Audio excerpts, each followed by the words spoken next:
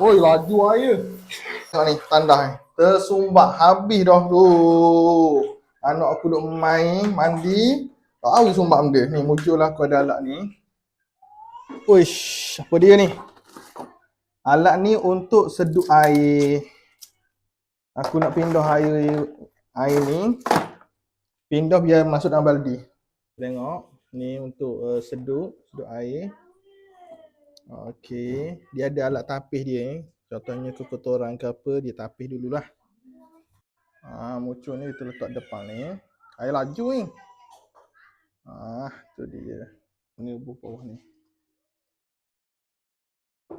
Ni air ni kat sini. Lepas tu tutup ni. Gitu. Baik, siap. Ni, okey siap dah kita pasang ni kita letak dalam air. Lepas tu kita ambil bateri cordless ni, menggunakan bateri cordless je. Kalau habis bateri, boleh pasang dia. Oi, laju air. Oi. Boleh basuh tandas. Aduh. Ni kita sedut apa tau?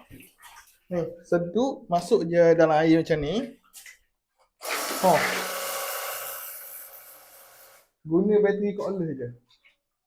Aduh. Tak isi air dalam ni. Tajam air.